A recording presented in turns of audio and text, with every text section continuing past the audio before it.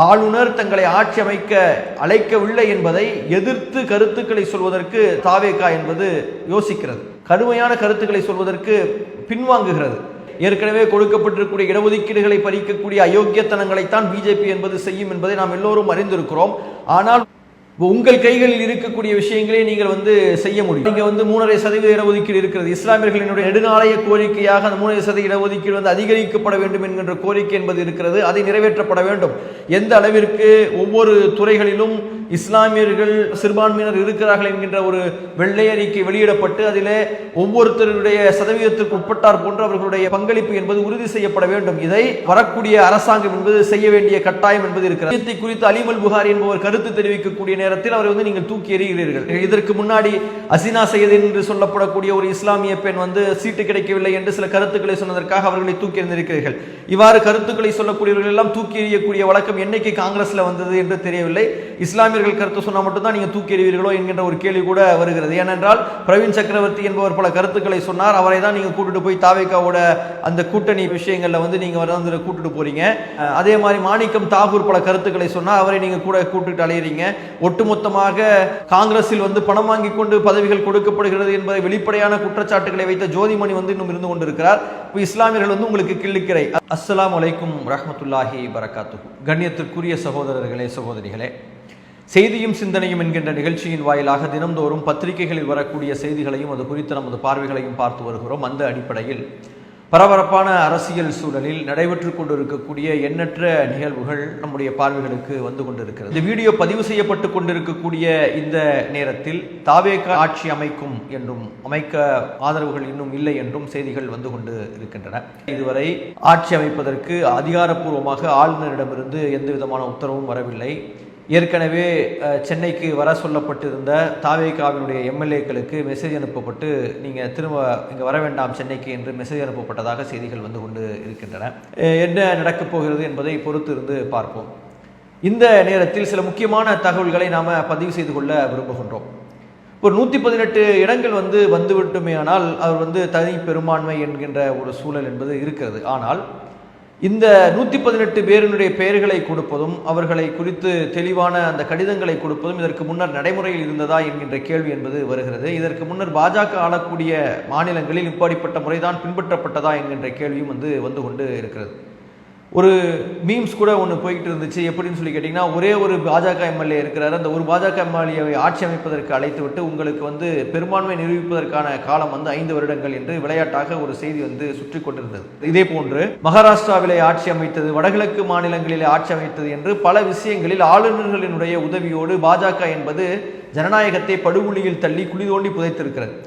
ஒரு 108 பேர் இருக்கிறாங்க. இன்னும் அதை ஆட்சி அமைப்பதற்கு இன்னும் கொஞ்சம் பேர் தான் ஆட்கள் தேவை என்கின்ற ஒரு சூழல் இருக்கக்கூடிய நேரத்தில், ஒருவேளை சட்டசபையில் இதற்கான பெரும்பான்மையை நிரூபிப்பதற்கு சொல்லக்கூடிய நேரத்தில் ஓட்டு போடாமல் ஒரு சில கட்சிகள் வெளியேறினாலே அவர்கள் இருக்கக்கூடிய நபர்களை வைத்தே அவர்களால் பெரும்பான்மையை நிரூபித்து விட முடியும். அப்போ அந்த மாதிரியான ஒரு சூழல் எல்லாம் இருக்கக்கூடிய நேரத்தில் இவ்வாறு நடைமுறைகள் முன்னர் நடந்திருக்கின்றன. இவ்வாறு பெரும்பான்மையை நிரூபித்திருக்கக்கூடிய பல கட்சிகள் இருக்கின்றன.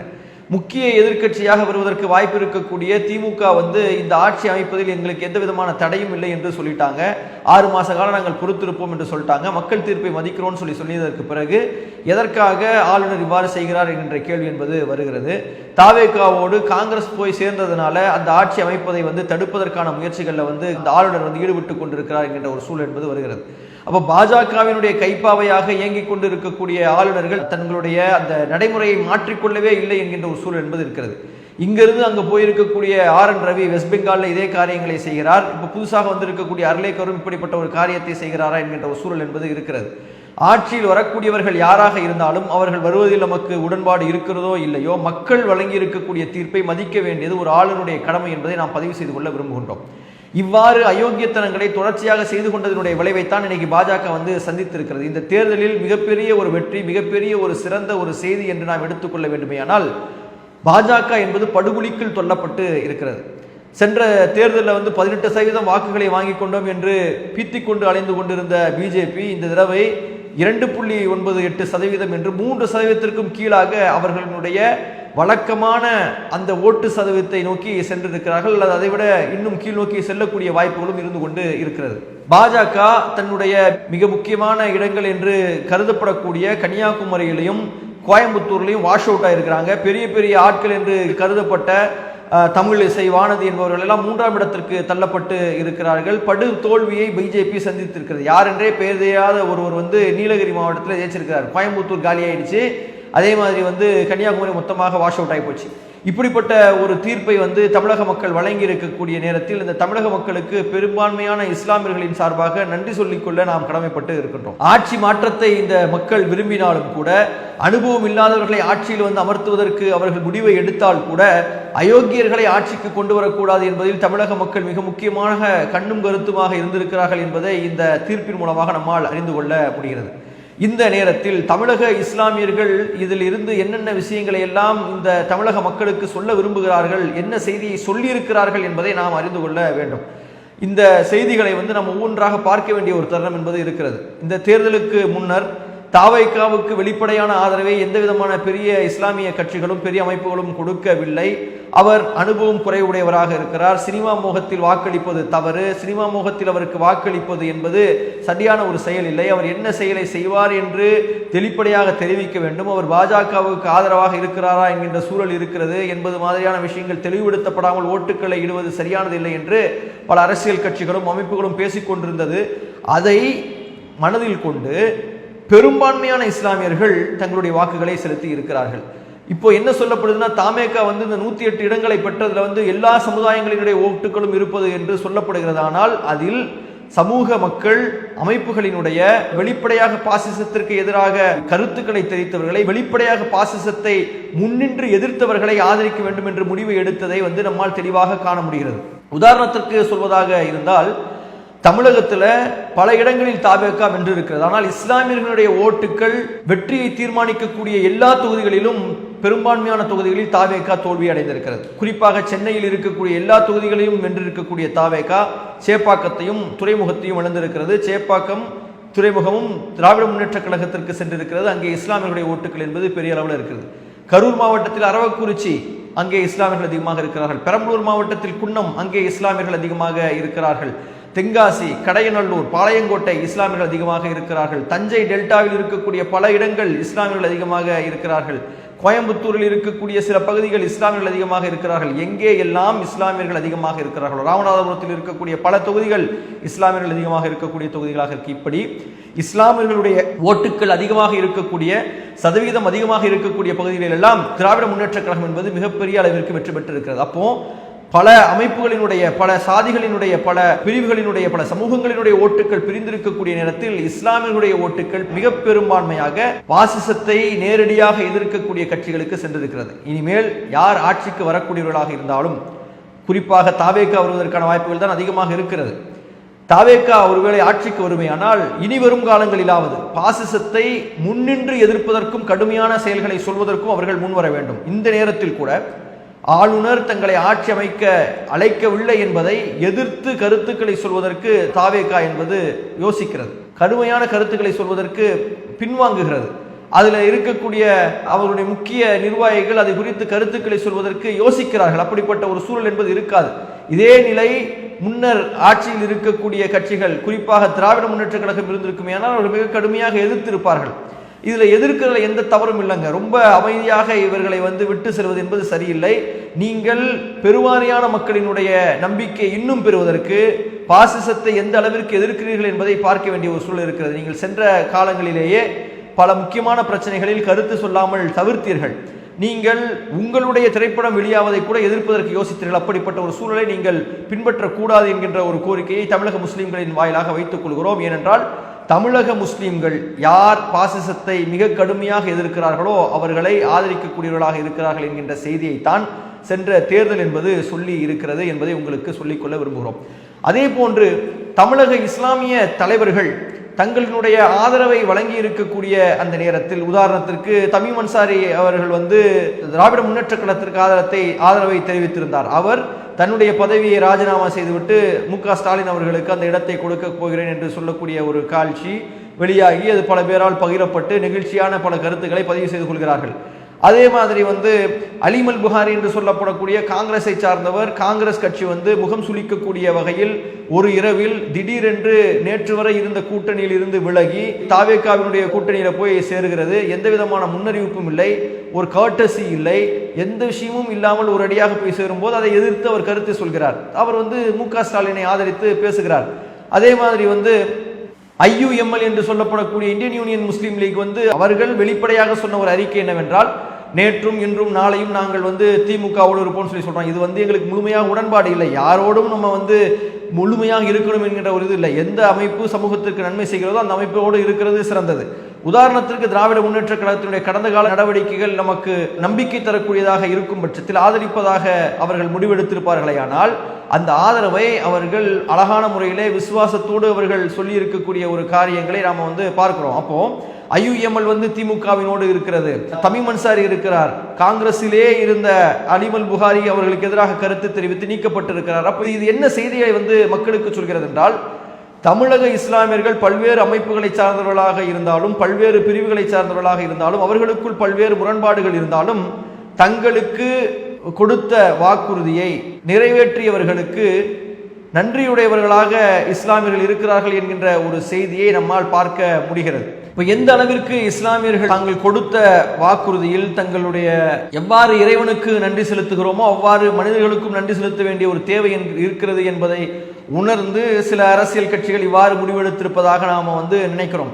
அதே போன்று இந்த நேரத்தில் இஸ்லாமிய MLAக்கள் சுமார் 10 பேர் தேர்வாகி இருக்கக்கூடிய காட்சிகளை நம்ம பார்க்கிறோம். வழக்கமாக தேர்வாகி இருக்கக்கூடிய MLAக்கள் அவர்களுடைய கட்சியை அவருடைய தலைவர்களை புகழ்ந்து பேசுவது என்பது சட்டமன்றங்களில் நடக்கக்கூடிய ஒன்றாக இருக்கிறது. அவ்வாறு தங்களுடைய ஒட்டுமொத்த 5 ஆண்டுகளையும் ஓட்டிவிடாமல் சமூகத்தினுடைய நன்மைக்காக குரல் எழுப்ப வேண்டும் என்கின்ற ஒரு தேவை என்பது இருக்கிறது. கடந்த காலங்களில் இஸ்லாமியர்களுக்கு எதிராக நடந்த விஷயங்களில் திராவிட முன்னேற்ற கழகம் என்பது மிக கடுமையாக அதை முன்னின்று எதிர்த்து களமாடி நியாயத்தின் பக்கம் நின்றதை நன்றியோடு இந்த நேரத்தில் சமூகம் நினைவுகூர கடமைப்பட்டு இருக்கிறது. அதே நேரத்தில் இஸ்லாமியர்களுக்கு தேவையான வளர்ச்சி திட்டங்கள் பெரிய அளவில் செய்யப்பட வேண்டிய ஒரு அவசியம் என்பது இருக்கிறது. 3.5% இடஒதுக்கீடு 7% உயர்த்தப்பட வேண்டும் என்கின்ற கோரிக்கை நெடுநாளாக பெண்டிங்ல இருந்து கொண்டிருக்கிறது. அதை எந்த அரசு அமைந்தாலும் அதை கவனத்தில் கொள்ள வேண்டிய ஒரு தேவை என்பது இருக்கிறது.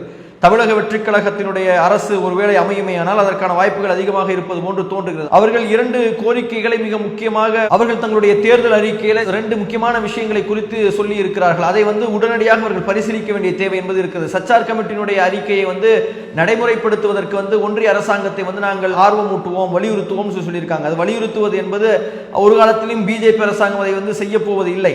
ஏற்கனவே கொடுக்கப்பட்டிருக்கூடிய இடஒதுக்கீடுகளை பறிக்கக்கூடிய அயோக்கியத்தனங்களைத்தான் பிஜேபி என்பது செய்யும் என்பதை நாம் எல்லோரும் அறிந்திருக்கிறோம். ஆனால் உங்கள் கைகளில் இருக்கக்கூடிய விஷயங்களை நீங்கள் செய்ய முடியும். எந்த அளவிற்கு என்றால் இங்க 3.5% இடஒதுக்கீடு இருக்கிறது. இஸ்லாமியர்களினுடைய நெடுநாளைய கோரிக்கையாக அந்த 3.5% இடஒதுக்கீடு அதிகரிக்கப்பட வேண்டும் என்கின்ற கோரிக்கை என்பது இருக்கிறது. அதை நிறைவேற்றப்பட வேண்டும். எந்த அளவிற்கு ஒவ்வொரு துறைகளிலும் இஸ்லாமியர்கள் சிறுபான்மையினர் இருக்கிறார்கள் என்கின்ற ஒரு வெள்ளை அறிக்கை வெளியிடப்பட்டு அதிலே ஒவ்வொருத்தருடைய சதவீதத்திற்கு உட்பட்டார் போன்று அவர்களுடைய பங்களிப்பு என்பது உறுதி செய்யப்பட வேண்டும். இதை வரக்கூடிய அரசாங்கம் என்பது செய்ய வேண்டிய கட்டாயம் என்பது இருக்கிறது. அதே மாதிரி தமிழக வெற்றிக் கழகத்தினுடைய அந்த தேர்தல் அறிக்கையில இன்னொரு விஷயம் என்ன சொல்லப்பட்டிருக்குன்னா, சாலையோர கடைகளில் இருக்கக்கூடியவர்களுக்கு அவர்களுடைய புனர் நிர்மாணத்திற்கு ஒரு தொழிலை தொடங்குவதற்கு 50,000 ரூபாய் வரை வட்டி இல்லாத கடன் வழங்கப்பட வேண்டும் என்று சொல்லப்பட்டு இருக்கிறது. அதை நடைமுறைப்படுத்துவதற்கு உடனடியாக முயற்சிக்க வேண்டும். ஏராளமான இஸ்லாமியர்கள் சாலையோரங்களிலே கடைகளை வைத்துக் கொண்டு தங்களுடைய வாழ்க்கையை நடத்தக்கூடியவர்களாக இருக்கிறார்கள். அவர்களுக்கு இது மிகப்பெரிய ஒரு உதவியாக இருக்கும். ஆகவே ஆட்சிக்கு வரக்கூடியவர்கள் இதை செய்யணும். அப்போ அந்த 10 MLAக்கள் தேர்ந்தெடுக்கப்பட்டு இருக்கக்கூடியவர்கள் இது போன்ற சமூகம் சார்ந்த பிரச்சனைகளுக்கு அதிகமாக குரல் கொடுக்க வேண்டிய கடமை என்பது இருக்கிறது. இதை தாண்டி நூற்றுக்கணக்கான வக்பு வாரிய சொத்துக்களில் முறைகேடுகள் என்பவை செய்யப்பட்டு இருக்கிறது. அவை மீட்டெடுக்கப்பட்டு அவை அழகான முறையிலே பயன்படுத்தப்பட வேண்டும். பல கபர்ஸ்தான்கள் முறைகேடாக அபகரிக்கப்பட்டு இருக்கிறது. அவை சரி செய்யப்பட வேண்டும். பல ஊர்களிலே கபர்ஸ்தான் இல்லாத நிலை இருக்கிறது. அதை சரி செய்வதற்குண்டான வேலைகளை செய்ய வேண்டும். தொழில் முனைவோர்களுக்கு நல்ல உதவிகளை செய்ய வேண்டும். திறன் மேம்பாட்டு பயிற்சிகளை தொடர்ச்சியாக அழகான முறையிலே மக்களுக்கு கிடைப்பது போன்று செய்ய வேண்டிய ஒரு சூழல் என்பது இருக்கிறது. இதையெல்லாம் வரக்கூடிய அரசாங்கங்கள் கவனத்தில் கொள்ள வேண்டும். இதற்கு முன்னர் ஆண்ட திராவிட முன்னேற்ற கழகத்தினுடைய அரசாங்கத்தில் ஏராளமான அழகான திட்டங்கள் இருந்தன. அதுல பல இளைஞர்கள், பல மாணவர்கள் அதில் பயன்பெற்றார்கள். மக்களினுடைய தீர்ப்பு, அவர்கள் ஆட்சிக்கு வர முடியவில்லை. ஆனால் வரக்கூடிய அரசாங்கம் திட்டங்களை தொடர்ச்சியாக நடத்த வேண்டும். அவர்கள் நடத்திய அந்த காலை உணவு திட்டமாக இருந்தாலும் சரி, அந்த இளைஞர்களுக்கு கொடுக்கப்பட்டிருக்கக்கூடிய பயிற்சியாக இருந்தாலும் சரி, அந்த பிள்ளைகளுக்கு நான் முதல்வன் என்கின்ற அந்த திட்டத்தின் கீழே அவர்கள் பெரிய பெரிய பதவிகளுக்கு கொண்டு போகக்கூடிய அளவிற்கான பயிற்சிகளை வழங்குவதாக இருந்தாலும் சரி, அவர்களுக்கு மாதம் வழங்கப்பட்ட உதவித்தொகையாக இருந்தாலும் சரி, இது போன்ற விஷயங்களில் கூடுதல் கவனம் செலுத்த வேண்டிய ஒரு தேவை என்பது வரக்கூடிய அரசாங்கத்திற்கு இருக்கிறது என்பதை நாம் நினைவூட்டிக் கொள்ள விரும்புகிறோம். இந்த நேரத்தில் காங்கிரஸ் செய்து கொண்டிருக்கக்கூடிய ஒரு சில விஷயங்களையும் நாம் மேற்கோள் காட்ட வேண்டிய ஒரு தேவை என்பது இருக்கிறது. காங்கிரஸ் என்பது திமுகவிலிருந்து தாவேகாவுக்கு போய் முகம் சுளிக்கக்கூடிய ஒரு விஷயத்தை அது செய்திருக்கிறது. உதாரணத்துக்கு கம்யூனிஸ்டுகள் இப்போ ஆதரவு கொடுத்திருக்கிறாங்க. அழகான முறையில் ஏற்கனவே இருக்கக்கூடிய கூட்டணியில் கன்சல்ட் பண்ணி அவர்கள் ஒரு நாட்களை எடுத்துக்கொண்டு வெளியிலிருந்து ஆதரவு கொடுக்கிறோம் என்கின்ற ஒரு விஷயத்தை செய்திருக்கிறாங்க. காங்கிரஸுக்கு சில நிர்பந்தங்கள் இருக்கலாம். நீங்க ஏற்கனவே தென்னிந்தியாவில் பல இடங்களில் ஆட்சியில் இருக்கிறீங்க. கேரளாவில் இப்போ ஆட்சியை பிடித்திருக்கிறீங்க. தெலுங்கானாவில் உங்களுடைய ஆட்சி தான் நடந்து கொண்டு, கர்நாடகாவில் ஆட்சி தான் நடந்து கொண்டிருக்கிறது. அப்போ இந்தியாவில் இருக்கக்கூடிய பல இடங்களை நீங்கள் பிடித்திருக்கக்கூடிய நேரத்தில் இந்தியா கூட்டணியை விட்டு வெளியேறக்கூடிய ஒரு காரியத்தை நீங்கள் செய்திருக்கிறீர்கள். அது உள் விவகாரம். உங்களுக்கு என்ன பிரச்சனை, உங்களுக்கும் திமுகவுக்கும் என்ன பிரச்சனை என்பது முழுமையாக வெளியிலே தெரியவில்லை. உங்களுக்கு அதில் உரிமை இருக்கிறது. ஆனால் இதை இன்னும் அழகான முறையிலே கையாண்டு இருக்கலாம். இந்த விஷயத்தை குறித்து அலிமல் புகாரி என்பவர் கருத்து தெரிவிக்கக்கூடிய நேரத்தில் அவரை நீங்கள் தூக்கி எறிகிறீர்கள். இதற்கு முன்னாடி அசினா சையத் என்று சொல்லப்படக்கூடிய ஒரு இஸ்லாமிய பெண் சீட்டு கிடைக்கவில்லை என்று சில கருத்துக்களை சொன்னதற்காக அவர்களை தூக்கி எறிந்திருக்கிறீர்கள். இவ்வாறு கருத்துக்களை சொல்லக்கூடியவர்கள் எல்லாம் தூக்கி எறியக்கூடிய வழக்கம் என்னைக்கு காங்கிரஸ்ல வந்தது என்று தெரியவில்லை. இஸ்லாமியர்கள் கருத்து சொன்னா மட்டும்தான் நீங்க தூக்கி எறிவீர்களோ என்கின்ற ஒரு கேள்வி கூட வருகிறது. ஏனென்றால் பிரவீன் சக்கரவர்த்தி என்பவர் பல கருத்துக்களை சொன்னார். அவரை தான் நீங்க கூட்டிட்டு போய் தாவேகாவோட அந்த கூட்டணி விஷயங்கள்ல நீங்க கூட்டிட்டு போறீங்க. அதே மாதிரி மாணிக்கம் தாகூர் பல கருத்துக்களை சொன்னார். அவரை நீங்க கூட கூட்டிட்டு அலையறீங்க. ஒட்டுமொத்தமாக காங்கிரஸில் பணம் வாங்கி கொண்டு பதவிகள் கொடுக்கப்படுகிறது என்பதை வெளிப்படையான குற்றச்சாட்டுகளை வைத்த ஜோதிமணி இன்னும் இருந்து கொண்டிருக்கிறார். இஸ்லாமியர்கள் உங்களுக்கு கிள்ளுக்கிறை, அது அலிமல் புகாரியாக இருந்தாலும் சரி, அசினா சையதாக இருந்தாலும் சரி, அதை நீங்கள் என்ன கிள்ளுக்கிறையாக பார்க்கிறீர்களா என்கின்ற ஒரு கேள்வி என்பது வருகிறது. அப்போ நல்ல ஆளுமை மிக்கவர்கள் தலையெடுப்பதை நீங்கள் விரும்பவில்லையா? உங்கள் சொல்வதை கேட்டுக்கொண்டு வாய்மூடிக்கொண்டு இருக்கக்கூடியவர்களைத்தான் காங்கிரஸ் எதிர்பார்க்கிறதா என்கின்ற கேள்வி என்பது வருகிறது.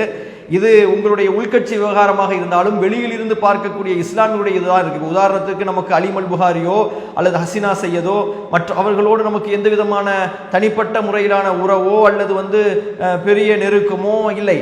வெளியில் இருந்து பார்க்கக்கூடிய நமக்கு கிடைக்கக்கூடிய ஒரு பார்வை என்பது இஸ்லாமியர்களினுடைய அரசியல் அதிகாரத்தை உறுதி செய்ய வேண்டிய ஒரு அமைப்பு இவ்வாறு செயல்படுவது என்பது முகம் சுளிக்கக்கூடியதாக இருந்து கொண்டு இருக்கிறது என்பதை நம்ம பார்க்கிறோம். இவ்வாறு நீங்கள் எல்லோருக்கும் நடவடிக்கை எடுத்தீங்கன்னா நம்ம எந்த கேள்வியை கேட்க போவதில்லை.